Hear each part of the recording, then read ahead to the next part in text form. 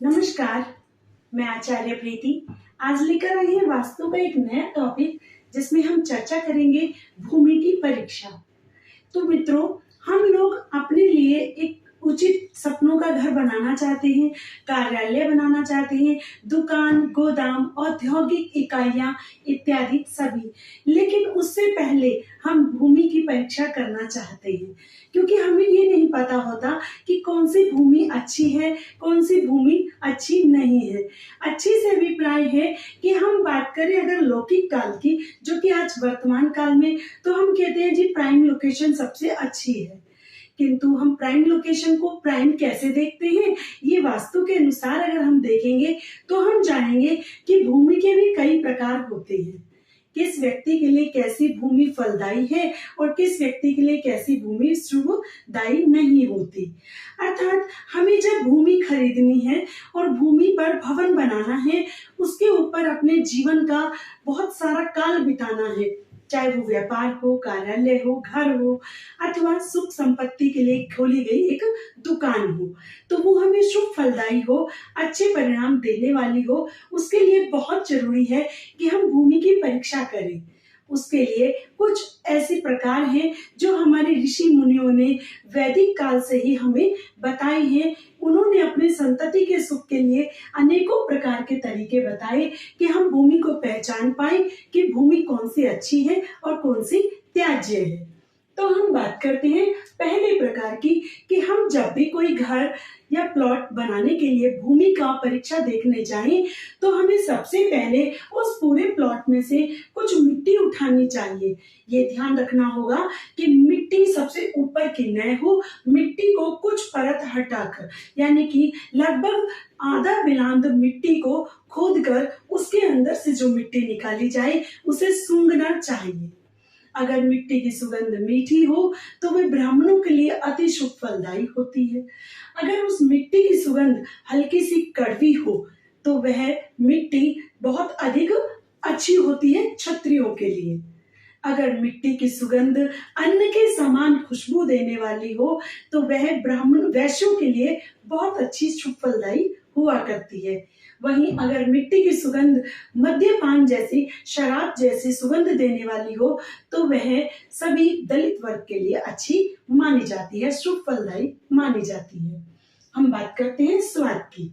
उसी मिट्टी को हमें अपनी जिह्वा के अग्रभाग पर रखकर चखना चाहिए।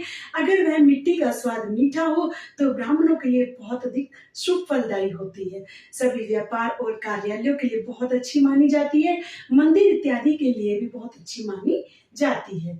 अगर उस मिट्टी का स्वाद थोड़ा सा कड़वा हो तो फिर उस मिट्टी को क्षत्रियों के लिए बहुत अच्छा माना जाता है, वो उन्हें शौर्य और पराक्रम देने वाली हुआ करती है। वहीं उस मिट्टी का स्वाद हल्का सा तीखा तीखा हो तो वह वैश्यों के लिए, यानी कि खट्टा स्वाद हो तो वैश्यों के लिए बहुत शुभ फलदायी हुआ करती है। वैश्य से मित्रों अभिप्राय है यहाँ पर वणिक जाति के लिए।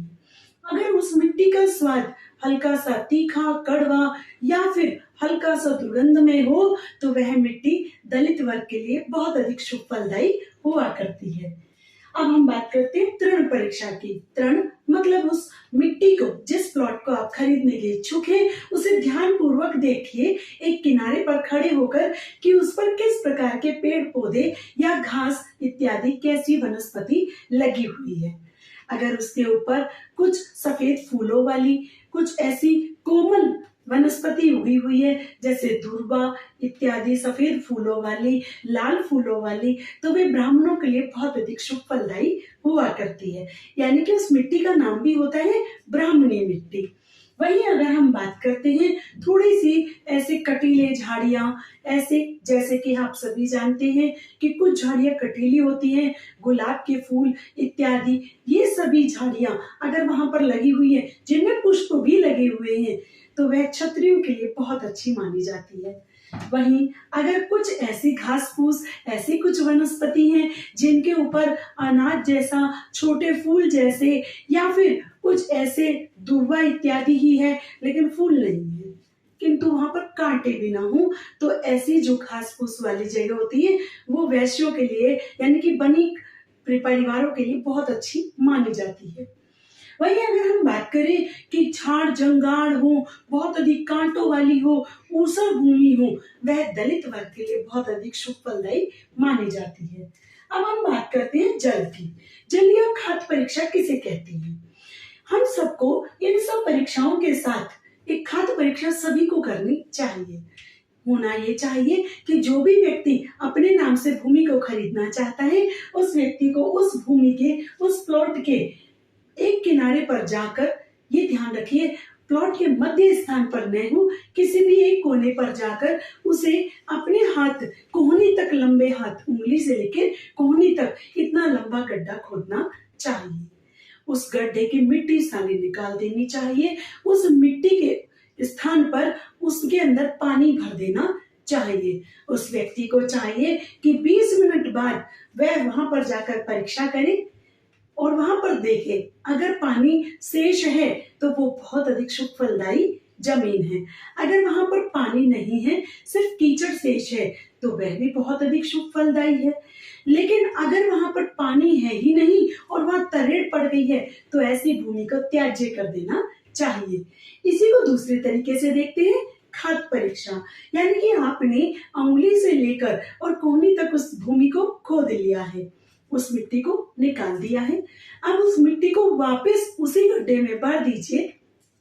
अगर मिट्टी बच जाती है, बहुत शुभ फलदायी वह जमीन मानी जाती है, बिना किसी विचार के। अगर वह भूमि अपनी क्षमता से अधिक महंगी भी मिलती है, तो मित्रों उस भूमि को ले लेना चाहिए।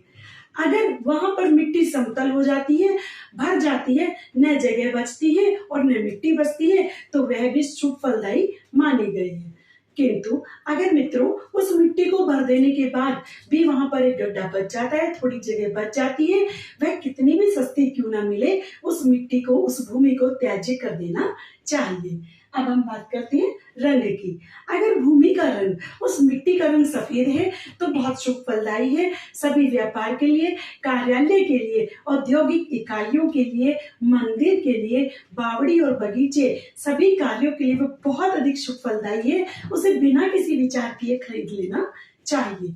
वहीं अगर उस मिट्टी का रंग लाल है, तो क्षत्रियों को खरीद लेना चाहिए। वह निवास करे अथवा कोई कार्य करे, वह शुभ फलदायी ही होता है। उन्हें शौर्य, यश, प्रतिष्ठा, मान सम्मान देने वाली होती है। अगर मिट्टी का रंग मटमैला ही है, थोड़ा सा भूरा भूरा रंग है, तो ब्राह्मणों को नहीं खरीदनी चाहिए, क्षत्रियों को भी नहीं खरीदनी चाहिए, लेकिन वणिक प्रजाति को उसको खरीद लेनी चाहिए। वही मिट्टी का रंग अगर काला है और थोड़ी कीचड़ युक्त भी है, दलदल युक्त भी है, तो उस भूमि को सदैव त्याज्य कर देना चाहिए। अगर वह मुफ्त में भी आपको प्राप्त होती है, तो उससे हाथ जोड़ लेने चाहिए, उस भूमि को त्याग कर दीजिए, क्योंकि वह आपके सभी प्रकार के विनाश का कारण बन सकती है। धन्यवाद मित्रों।